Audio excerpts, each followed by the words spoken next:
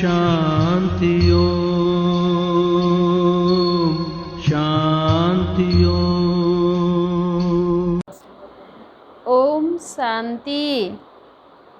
आज 4/10/21 की महावाक्य है। आज बाबा ने कहा, मीठे बच्चे, बाप को याद करने की भिन्न भिन्न युक्तियाँ रचो, पुरुषार्थ कर चाट रखो, थको नहीं, तूफानों में अडोल रहो। प्रश्न है, बच्चों को अपना कौन सा अनुभव आपस में एक दो को सुनाना चाहिए? हाँ, बाबा कहते हैं बच्चों को अपना कौन सा अनुभव आपस में एक दो को सुनाना चाहिए। तो बाबा ने उत्तर में कहा, हम बाप को कितना समय और कैसे याद करते हैं? भोजन के समय बाप की याद रहती है या अनेक प्रकार के विचार आते हैं? बाबा कहते, बच्चे ट्राई करके देखो। हाँ, भोजन खाते हैं, बनाते हैं तो बाबा की याद में बनाना है, बाबा की याद में खाना है। और बाबा कहते इसकी प्रैक्टिस करो। भोजन पर बाबा के सिवाय दूसरा कुछ याद तो नहीं आता है। हाँ, क्योंकि भगवान की याद में बनाया हुआ भोजन प्रसाद है और हम प्रसाद समझ के खाएंगे तो कभी बीमार नहीं पड़ेंगे, न मन से रोगी होंगे और न तन से। बाबा कहते मन भी स्वस्थ रहेगा और तन भी हेल्दी रहेगा। हाँ, फिर आपस में एक दो को अनुभव सुनाओ कि आज कैसा रहा, आज सारा दिन बाबा की याद में रहे। बाबा कहते हैं दूसरी पॉइंट, कोई भी दर्दनाक सीन देखते हमारी स्थिति कैसी रही? बाबा कहते दिन प्रतिदिन समस्या और ही बढ़ती जाती है, लेकिन कोई भी ऐसा सीन सामने आता और वो देख करके हमें कैसा लगा, स्थिति कैसी रही, ये भी अनुभव सुनाना चाहिए। क्या बाबा की याद उस समय रहा या हिल गए या कोई प्रश्न मन में आया? बाबा कहते सुनाओ, इसका भी अनुभव सुनाना चाहिए। गीत है लाख जवाने वाले। धारणा के लिए मुख्य सार है, पहली पॉइंट, सूर्यवंशी बनने के लिए माता पिता को पूरा फॉलो करना है, याद में रहने की और आप समान बनाने की मेहनत करनी है।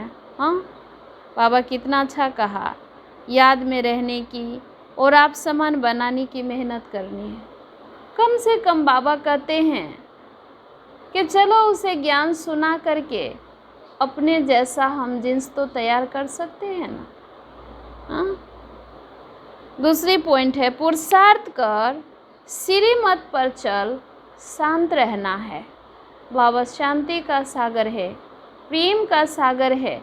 हमें भी बाप समान शांति में रहना है, बड़ों की आज्ञा माननी है ना। बड़े जो कुछ भी कह रहे हैं वह अनुभवी है, उसने अपने जीवन में बहुत कुछ देखे, सहन किए, सामना किए, आज उसकी स्थिति बहुत पावरफुल है।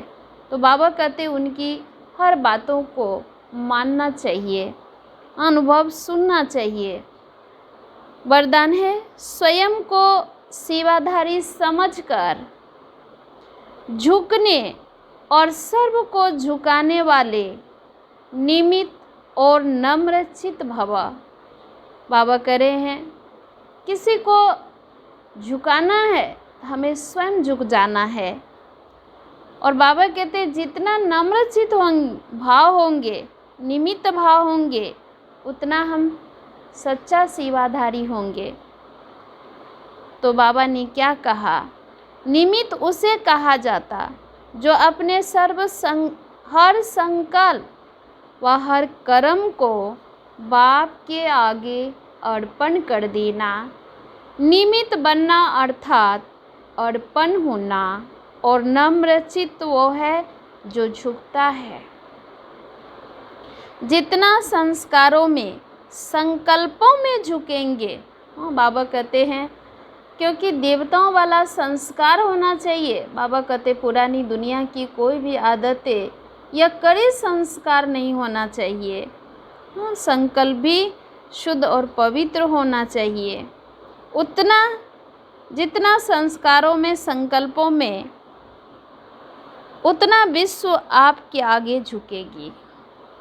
झुकना अर्थात झुकाना, ये संकल्प भी न हो कि दूसरे भी हमारे आगे कुछ तो झुके।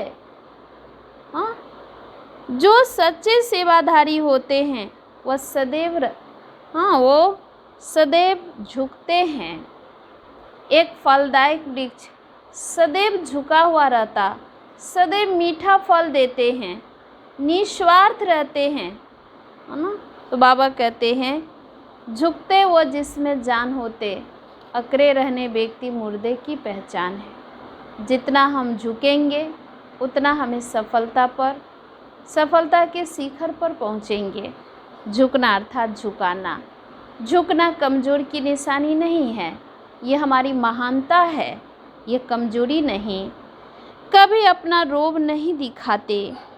स्लोगन है, अब समस्या स्वरूप नहीं, समाधान स्वरूप बनो, है ना। बाबा कहते हैं अब समस्या अर्थात विघ्न रूप नहीं बनना है, समाधान स्वरूप बनना है। समाधान खोजना है कि समाधान कैसे हो। अच्छा, मीठे मीठे सिक्के लदे बच्चों प्रति माता पिता बाप दादा का याद प्यार गुड मॉर्निंग। रूहानी बाप की रूहानी बच्चों को नमस्ते। हम रूहानी बच्चों की रूहानी बाप दादा को याद प्यार गुड मॉर्निंग। नमस्ते बाबा, नमस्ते। ओम शांति।